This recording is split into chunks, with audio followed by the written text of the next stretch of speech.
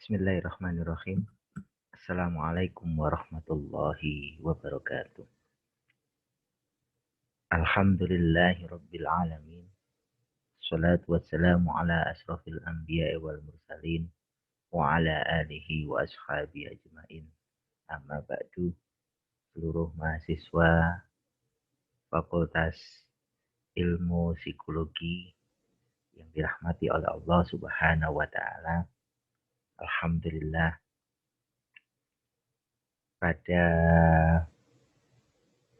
sore hari ini kita diperkenankan oleh Allah Subhanahu wa taala untuk bertemu, berbagi ilmu dalam satu majelis, majelis perkuliahan psikologi Islam. Mudah-mudahan kegiatan yang selalu kita lakukan ini selalu mendapatkan rahmat dan keridhaan dari Allah Subhanahu wa taala. Saudaraku sekalian, pada sesi kali ini kita akan mengawali membahas tentang Al-Quran, inspirasi pengembangan ilmu psikologi modern, di mana kita mencoba mempertemukan, mengkoneksikan, menghubungkan antara nilai-nilai ajaran Islam, antara ilmu-ilmu Islam, ilmu-ilmu yang terbingkai dalam studi Islam dengan psikologi modern, di mana menurut beberapa ahli, beberapa intelektual, ilmu psikologi modern ini adalah ilmu yang dibangun atas epistemologi yang kita dengar dengan epistemologi sekuler. Maka disinilah kita mencoba mengaitkan, menjadikan satu bingkai keilmuan, di mana ilmu sekuler sesungguhnya dulu berasal atau bersumber dari Al-Quran sebagai inspirasi pengembangan ilmu pengetahuan tersebut. Kita awali dari sebuah persoalan.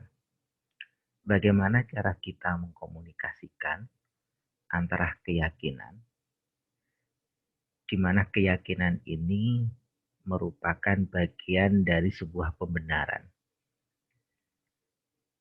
terhadap Al-Quran sebagai wahyu Allah, yang di dalamnya merupakan informasi atau pengetahuan yang datangnya dari Allah Subhanahu wa taala, diberikan kepada manusia untuk memahami dirinya dan juga untuk memahami alam semesta ini sebagai makhluk Allah Subhanahu wa taala. Karena sesungguhnya manusia memiliki fungsi diciptakan oleh Allah Subhanahu wa taala sebagai khalifah fil ardh, sebagai pengelola alam ini, sebagai pengatur alam semesta ini. Maka agar manusia itu bisa mengelola, mengatur, memanajeriali alam ini, maka diperlukan tutorial, diperlukan petunjuk, diperlukan pengetahuan tentang itu. Maka disitulah kemudian Allah Subhanahu wa taala mewajibkan atas dirinya untuk mewahyukan Al-Quran itu sebagai sumber ilmu bagi umat manusia. Dan yang kedua, ini adalah sebuah keyakinan yang harus dimiliki oleh seorang yang beriman. Dan menghubungkan dengan pengetahuan empiris, di mana pengetahuan empiris ini adalah pengetahuan yang sekuleristik, memandang bahwa ilmu atau teori-teori pengetahuan dinyatakan kebenarannya jika mampu dianalisis, mampu diteliti, mampu diobservasi dengan menggunakan kaidah-kaidah empiris. Begitu pula sumber dari ilmu itu harus nyata, harus mampu dilihat, diamati, dirasakan oleh keempat kelima indera itu. Padahal sesungguhnya ada pengetahuan-pengetahuan yang supra empiris di mana nalar kita, di mana indera kita belum menemukan itu. Bukan berarti tidak ada, tetapi karena tidak mampu untuk memahami, untuk merasakan kehadirannya. Maka disinilah kemudian ada upaya bagi umat Islam, bagi umat yang beriman untuk memadukan ini, untuk mengkomunikasikan ini. Bahwa selain ada pengetahuan-pengetahuan yang empiris, di situ ada pengetahuan-pengetahuan yang supra empiris, meskipun nalar masih belum mampu menghadirkan pengetahuan yang supra empiris, tetapi sebenarnya sesungguhnya kebenaran atas ilmu yang supra empiris itu adalah ada. Saudaraku sekalian, mahasiswa yang dirahmati Allah oleh Allah Subhanahu wa taala. Kalau kita lihat, kalau kita perhatikan, kalau kita amati bahwa ilmu psikologi itu adalah ilmu tentang perilaku manusia yang ditimbulkan oleh jiwa. Dan jiwa ini adalah sesuatu yang tidak nampak. Bisa jadi sesuatu yang supra empiris. Atau dalam istilah lain disebut humanity. Atau dalam ilmu psyche. Atau soul. Atau juga nafs. Jadi, kalau kita mempelajari ilmu psikologi, sesungguhnya kita belajar tentang perilaku manusia. Perilaku ini dipengaruhi oleh jiwa, psyche, soul, atau nafs dalam Al-Quran. Nah, karena ilmu itu berkenaan dengan perilaku yang nampak, yang dipengaruhi oleh sesuatu yang tidak nampak, maka perlu kajian di sana. Dikatakan sebagai ilmu, harus ilmiah. Harus ilmiah. Maka disitulah ada 3 orientasi atau 3 aspek yang perlu kita gali dalam sebuah kajian ilmiah. Yang pertama adalah aspek ontologi. Ontologi itu adalah kedirian. Kedirian yang ada dalam diri manusia. Kemudian epistemologi. Epistemologi itu berkenaan dengan objek yang diteliti. Dan juga berkenaan dengan metode yang dilakukan oleh seorang peneliti. Dari mana asal ilmu itu? Apa yang menjadi kajian dari keilmuan itu? Metode apa yang digunakan untuk melakukan kajian terhadap ilmu itu? Itu adalah wilayah epistemologi. Sedangkan ontologi itu adalah hal yang bersifat tujuan atau teologi, bersifat kedirian, sesuatu yang ada, sesuatu yang wujud ya, dalam objek itu sendiri. Kemudian yang ketiga adalah aspek aksiologi. Aksiologi adalah nilai dari keilmuan itu. Apa yang dibangun, apa yang ingin dibangun, nilai apa yang ingin dikembangkan dari sebuah keilmuan tersebut. Nah, maka dibutuhkan dua pendekatan di sini. Karena berkaitan dengan perilaku yang nampak, yang kemudian yang kedua adalah sesuatu yang mempengaruhi dalam perilaku yang nampak itu. Yang itu bersifat tidak nampak. Maka diperlukan meta empiris. Ya, diperlukan kajian meta empiris. Dan diperlukan juga kajian empiris.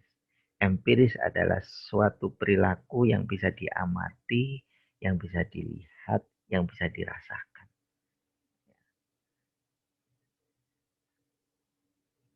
Tetapi meta empiris adalah sesuatu yang bisa dirasakan,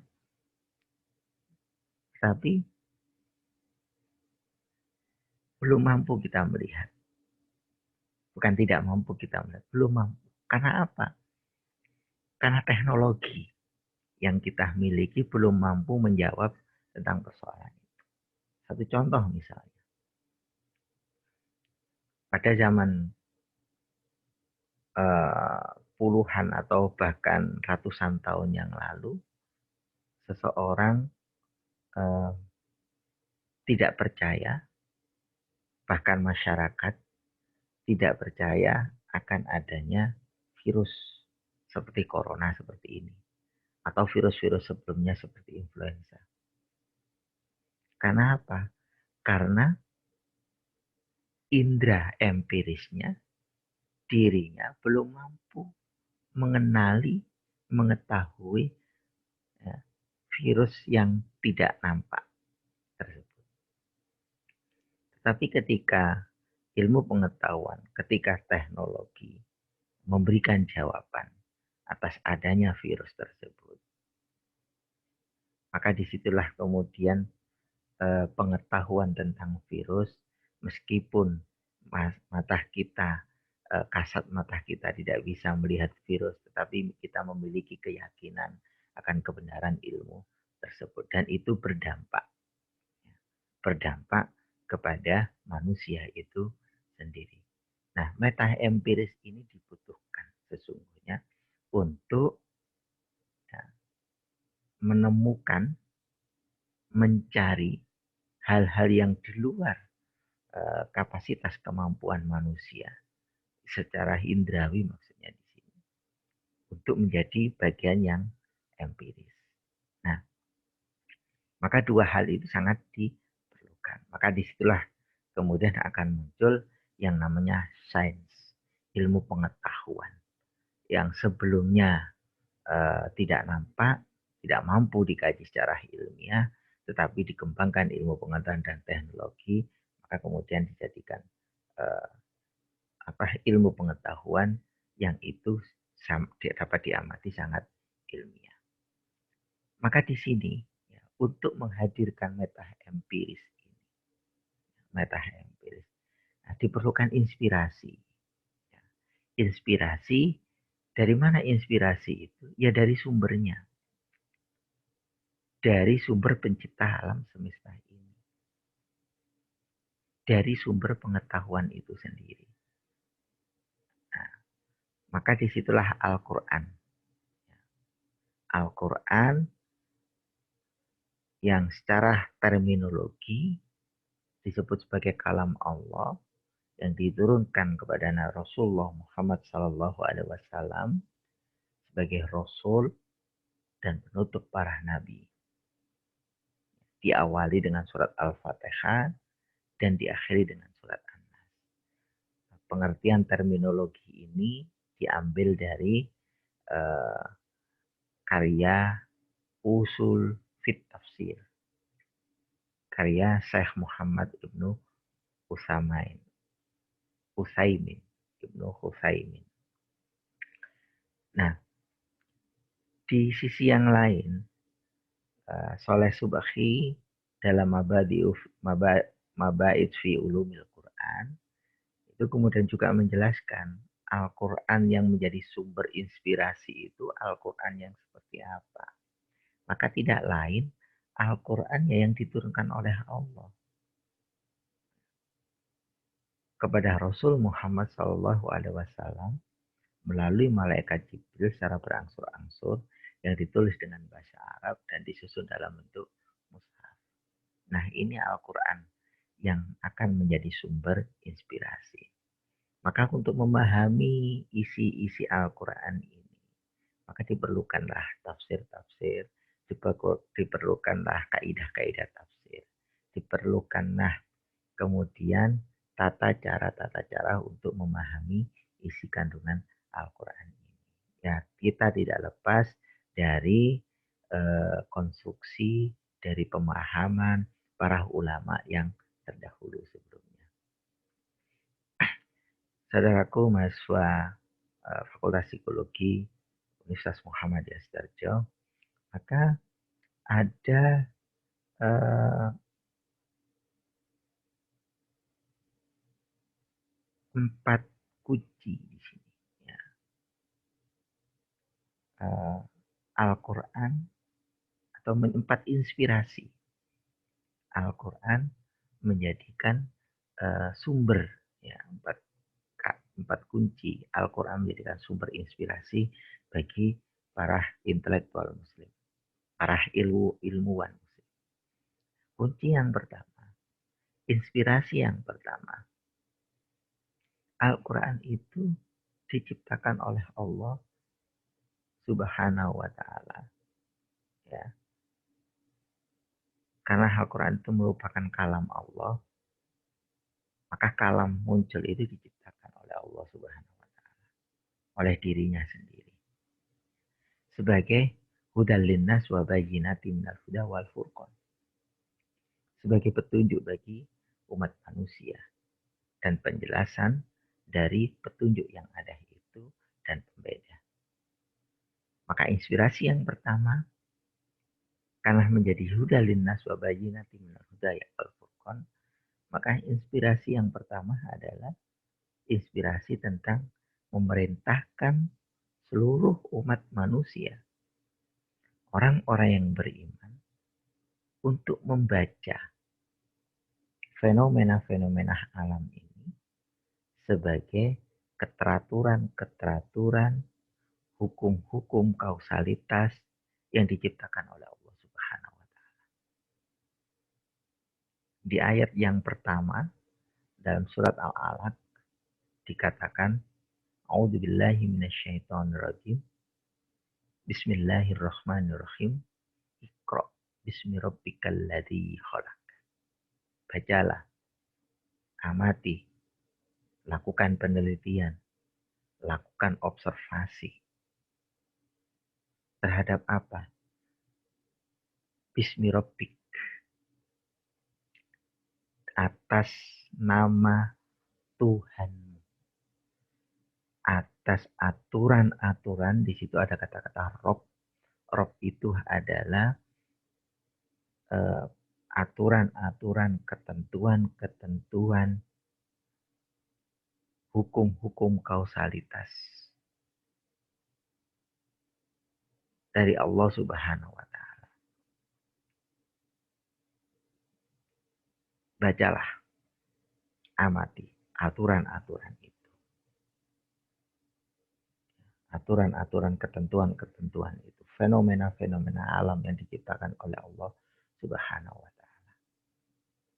Sebagaimana Allah menciptakan fenomena khalaqal insana, penciptaan manusia, min alaq, dari segumpal darah. Sehingga menjadilah sosok manusia yang sempurna, khuliqal insana fi ahsani taqwim. Dari segumpal darah yang menggantung di dinding rahim,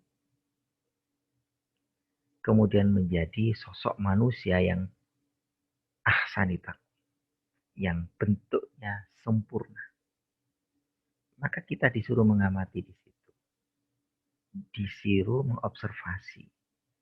Disuruh memperhatikan. Disuruh meneliti oleh Allah Subhanahu wa Ta'ala. Nah, ini inspirasi yang muncul, yang dimunculkan oleh Allah, kunci inspirasi Al-Quran sebagai sumber ilmu pengetahuan. Iqra, perintah lagi.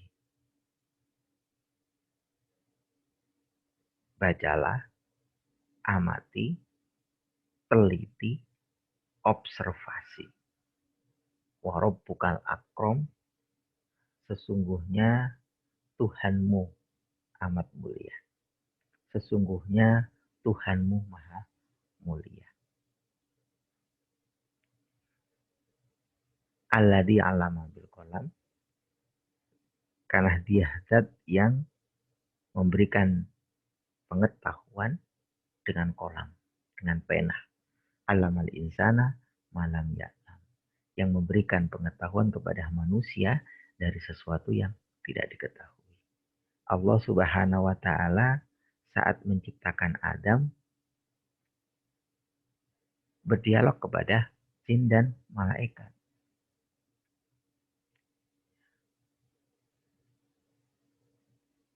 Ketika Allah menyampaikan irodahnya, keinginannya itu, jin dan malaikat menolak. Ya Allah, kurang apa ibadahku kepadamu? Kami sudah bertasbih kepadamu. Kami sudah mengagungkan Engkau. Kenapa Engkau ingin menjadikan manusia di muka bumi ini? Kurang apa ibadahku? Maka kemudian Allah mengatakan, sesungguhnya aku lebih mengetahui dari apa yang tidak engkau ketahui. Setelah jadi penciptaan Adam, Adam dikasih ilmu oleh Allah. Ilmu tentang alam semesta ini. Sementara para malaikat dan jin tidak dikasih ilmu itu. Maka disinilah ada kalimat allamal insana malam ya'lam, yang memberikan ilmu kepada manusia dari sesuatu yang tidak diketahui. Dikasih oleh Allah ilmu. Ketika diuji, dihadapkan oleh jin dan malaikat, kemudian jin dan malaikat ditanya tentang alam semesta ini. Nama-nama benda yang ada di alam semesta ini. Tetapi mereka tidak bisa menjawab. Hanya kemudian ketika pertanyaan itu dilontarkan kepada Nabi Adam, dan Nabi Adam menjawab. Maka atas jawaban kebenaran ilmu yang disampaikan oleh Nabi Adam, jin dan malaikat disuruh bersujud kepada Adam. Usjudu li Adam. Fasajadu, maka sujudlah malaikat dan jin, begitu, ilah, kecuali. Siapa itu? Iblis. Iblis adalah jin yang menolak sujud kepada Nabi Adam alaihi salam. Kenapa? Aba wastakbar. Karena jin itu merasa dirinya paling baik. Kata jin, khalaqtani min tin wa khalaqtani min nar wa khalaqtahu min tin.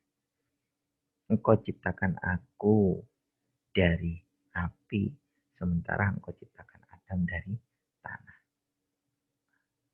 Nah, penciptaan dari api dan tanah seolah-olah lebih baik api menurut perspektif jin. Maka dia menolak itu. Oke, kita lanjutkan. Inspirasi yang kedua, bahwa Al-Quran memerintahkan kepada umat manusia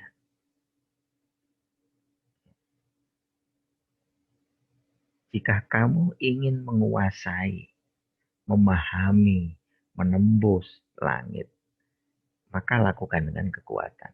Apa kekuatannya? Ilmu. Ya ma'syarul jinni wal insi. Hai sekalian kelompok jin wal insi dan manusia. Ini stafaktum. Antan fudu min aktoris samawat.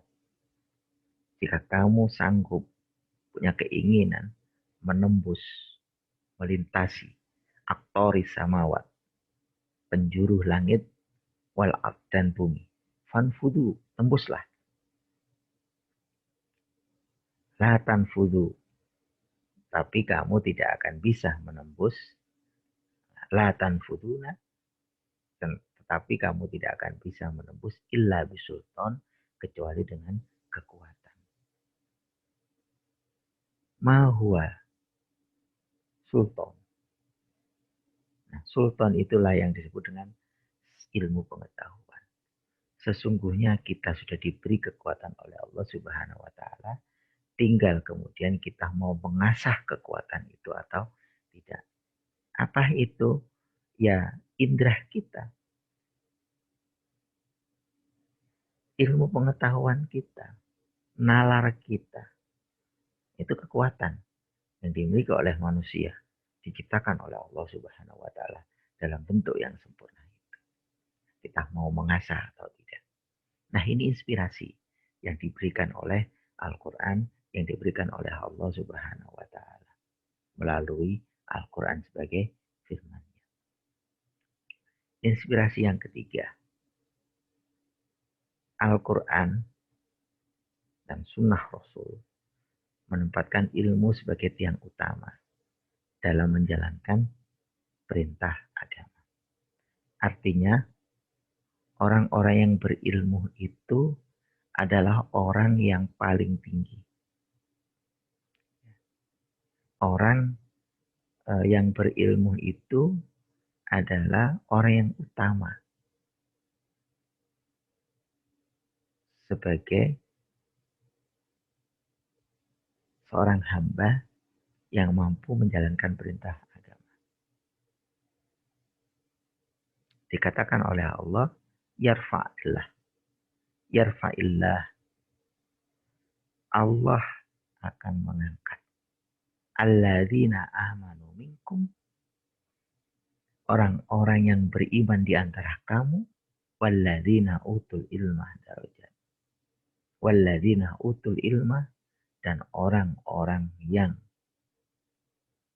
berilmu, yang mendapatkan ilmu dengan beberapa derajat.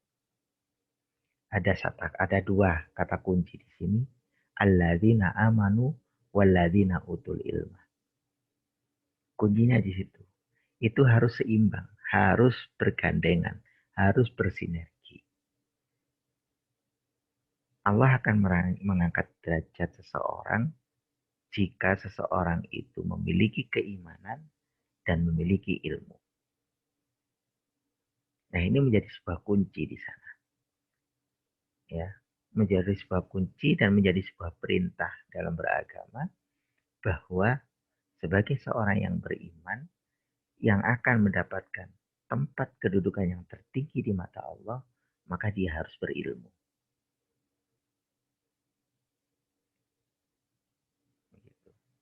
Sebagai seorang yang berilmu, seorang mukmin yang berilmu, sebagai seorang yang berilmu akan diangkat oleh Allah Subhanahu wa taala derajatnya ketika ilmu itu dibangun atas dasar keimanan. Dan tentunya ilmu yang kita kembangkan, yang kita peroleh berdampak kepada perbaikan dari keimanan itu. Nah, ini inspirasi yang ketiga. Ya. Inspirasi yang keempat. Kata Rasulullah Sallallahu Alaihi Wasallam,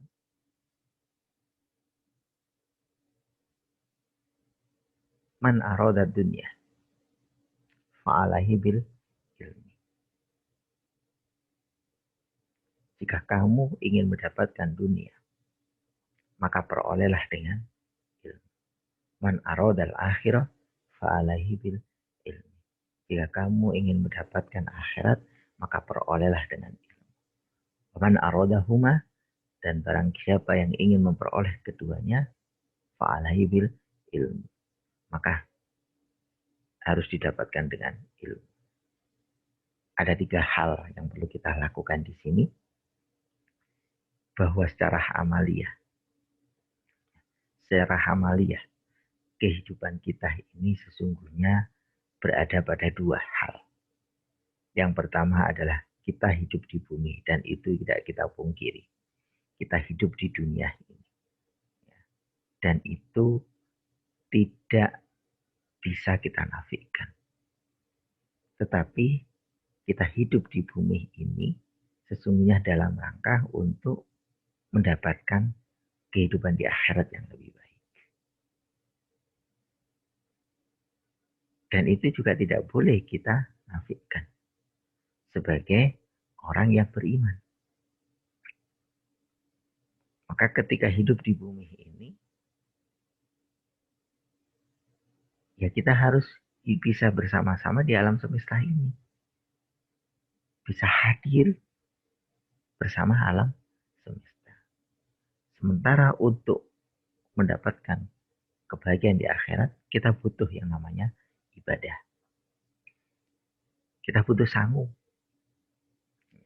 Sangunya adalah dilakukan melalui ibadah. Maka jika kebutuhan ini kita lakukan, perilaku ini, amalan-amalan ini, kita lakukan dengan ilmu, maka berkenaan dengan kehidupan di bumi ini, kita dasari dengan ilmu yang kita sebut dengan ilmu syukur. Bersyukur kepada Allah atas seluruh nikmat yang diberikan oleh Allah kepada kita. Dari ujung rambut sampai ujung kaki, Allah memberikan semuanya berfungsi dengan baik. Satu saja, jika itu tidak berfungsi, maka seluruh tubuh ini akan merasakan sakit. Nah, kita perlu syukur itu. Dan orang bersyukur itu perlu pikir, perlu memikirkan, memahami kenikmatan-kenikmatan yang diberikan oleh Allah Subhanahu wa Ta'ala. Dan perlu zikir. Perlu fikir dan perlu zikir. Zikir itu selalu mengingat Allah. Zikir itu adalah bahwa ketika kita melihat sesuatu, melihat hukum-hukum alam ini, maka yang kita lihat itu adalah Allah Subhanahu wa Ta'ala sebagai sang pencipta keteraturan itu, sebagai Rob terhadap alam semesta, sebagai Rabbul Alamin. Maka disitulah nanti kita akan muncul pribadi yang selalu bersyukur kepada Allah Subhanahu wa Ta'ala. Jika amalan ibadah kita dasari dengan ilmu, maka yang muncul adalah hikmah. Ibadah yang kita lakukan, kita sandarkan atas dasar perintah, kita sandarkan atas contoh Allah Subhanahu wa Ta'ala, kita dasarkan atas perintah dari Allah Subhanahu wa Ta'ala, kita sandarkan kepada contoh dari Rasulullah Sallallahu Alaihi Wasallam. Kemudian kita pahami bahwa ini adalah kebutuhan kita. Maka yang muncul adalah hikmah. Yang muncul adalah kenikmatan dalam pelaksanaan ibadah itu yang kemudian akan berdampak kepada perilaku kita dalam kehidupan sehari-hari. Namun, jika amalia yang berkenaan dengan dunia dan yang berkenaan dengan ibadah itu kita hadirkan tanpa ilmu, maka orang akan menjadi kufur. Orang menjadi menolak. Orang akan menjadi seperti iblis. Merasa dirinya hebat. Merasa dirinya paling top. Sehingga ia merasa dirinya paling baik. Sehingga ia tidak mau melaksanakan perintah Allah. Disuruh sholat, enggak. Karena apa? Saya masih sehat. Tidak perlu sholat, sudah sehat. Kufur, dia lupa kalau kesehatan itu datangnya dari Allah Subhanahu wa Ta'ala. Dia tidak mikir dan dia tidak zikir, tidak ingat bahwa kesehatan, kebaikan itu datangnya dari Allah Subhanahu wa Ta'ala. Dan jika ibadah tidak dilakukan tanpa ilmu, maka yang terjadi adalah sakar pede, semaunya sendiri. Ibadah itu semaunya sendiri karena tanpa didasarkan atas contoh dari Rasulullah SAW. Nah ini keliru. Maka yang muncul di sini adalah bid'ah, ibadah yang dilakukan tanpa melalui contoh dari Rasulullah SAW, tanpa didasarkan asas perintah Allah Subhanahu. Nah ini perbedaan orang-orang yang menggunakan ilmu dan tidak menggunakan ilmu pengetahuan. Inspirasi yang keempat, bahwa akal itu memiliki kedudukan yang sangat tinggi. Dalam Al-Quran banyak disebutkan. Ada 49 kata akal dalam Al-Quran. Ada 22 kata ya'kilun, afala ta'kilun. Ada kata-kata ta'kilun, gak mikir tak. Apakah kamu sekalian itu tidak berpikir, tidak memiliki ilmu? Ada sekitar 24 kata ta'kil.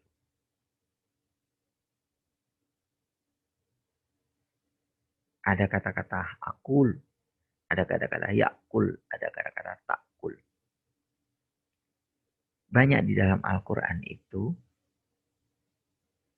kata-kata seperti ini sebagai bentuk ya, pengingatan Allah Subhanahu wa Ta'ala terhadap kedudukan akal. Saudaraku sekalian yang dirahmati oleh Allah Subhanahu wa Ta'ala, Al-Quran itu ada 30 juz, ada 114 surat, ada 6.236 ayat, ada sekitar 800 ayat yang berbicara tentang alam semesta. Sementara ada sekitar 160 yang berbicara masalah hukum. Tetapi kebanyakan umat Islam banyak berkutat, banyak memperdebatkan tentang persoalan hukum. Sementara ayat-ayat yang berkenaan dengan alam semesta itu tidak banyak disentuh. Inilah menjadi kelemahan umat Islam. Kenapa ilmu pengetahuan itu tidak berkembang di kalangan umat Islam? Karena mereka melupakan. Mereka melupakan ayat-ayat kauniyah ini, yang menurut Agus Purwanto disebut sebagai ayat-ayat semesta. Maka dari 800 ayat inilah menjadi sumber inspirasi bagi umat manusia untuk mengembangkan ilmu pengetahuan sains. Berkenaan dengan manusia tentunya. Kalau kita lihat di dalam Al-Quran, dijelaskan ada 247 ayat yang berbicara tentang karakteristik dan perilaku manusia. Dan itu bersinggungan, bersentuhan dengan ilmu yang kita pelajari, yaitu ilmu psikologi. Ada kalimat yang berkenaan dengan manusia, yang berhubungan dengan kata al-bashar. Al-bashar itu adalah manusia yang tercipta dalam bentuk jismi, yang berasal dari tanah. Tentunya di situ ada potensi yang diberikan oleh Allah Subhanahu wa Ta'ala. Misalnya daya pencercap, peraba, perasa, itu masuk di potensi al-bashar. Nanti akan kita pelajari secara lebih detail ya dalam ilmu psikologi. Kemudian An-Nas. An-Nas ini adalah potensi yang berkenaan dengan manusia sebagai makhluk sosial. Jadi hubungan antara manusia dengan alam semesta, manusia dengan manusia, ada pola hubungan di situ. Dan itulah yang nanti akan memunculkan uh, ilmu psikologi itu sendiri. Ada al-insan. Al-insan ini sesungguhnya manusia yang mampu ya, hadir di alam semesta ini.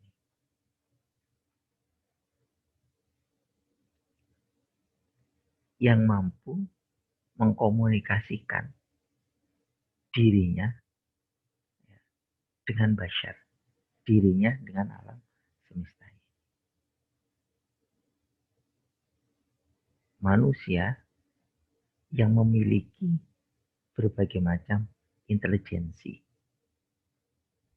Kemudian an-nafs adalah manusia yang mampu melihat, menghadirkan Tuhan dalam dirinya. An-nafs ini adalah kalau menurut ahli psikologi Islam itu adalah potensi potensi teoritik, pengetahuan teoritik, pengetahuan tentang Tuhan, pengetahuan tentang sesuatu yang gaib, nah itu ada pada diri an-nafs. Fitrah di sini adalah sebagai sebuah ciptaan.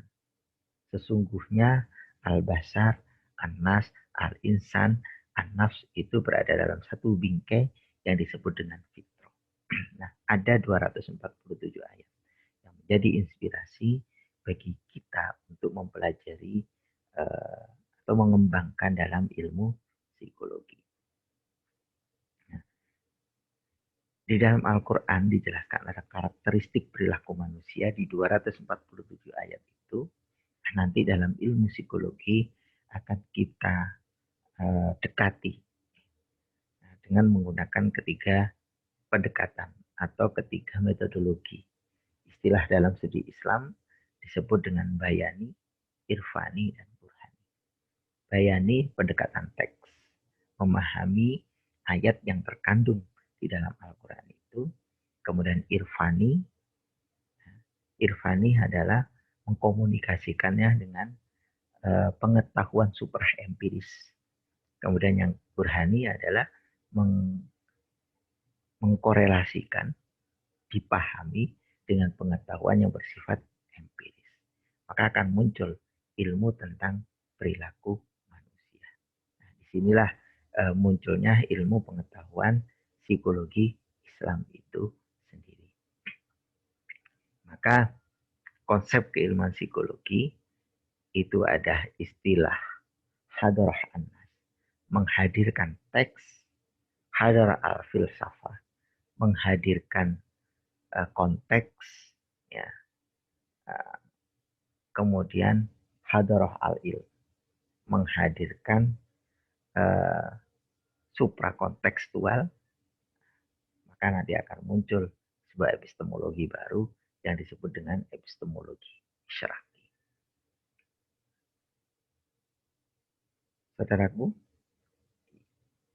ada bukti-bukti sejarah dari para ulama muslim dalam mengembangkan ilmu pengetahuan ya, melalui ayat-ayat Al-Quran. Yang pertama adalah kita kenal dengan Ibnu Sina. Ibnu Sina ini seorang filosof muslim memahami tentang teori wujud atau pendiri atau pencipta teori wujud. Beliau adalah ahli di bidang kedokteran, ahli bedah pertama, karena beliau ini memahami sistem saraf dalam diri manusia, penemu ilmu jiwa, psikiater. Beliau adalah penulis buku Al-Qanun Fittib, ensiklopedi kedokteran. Kemudian yang kedua ada Zakaria Ar-Razi, Muhammad Zakaria Ar-Razi. Dia adalah seorang dokter, penemu penyakit campak, menulis banyak buku, bahkan dalam buku itu dia menulis tentang kejiwaan. Atib Ar-Rahani. Demikian, mudah-mudahan menjadi manfaat. Ihdinas syiratal mustaqim. Billahi taufiq wal hidayah. Wassalamualaikum warahmatullahi wabarakatuh.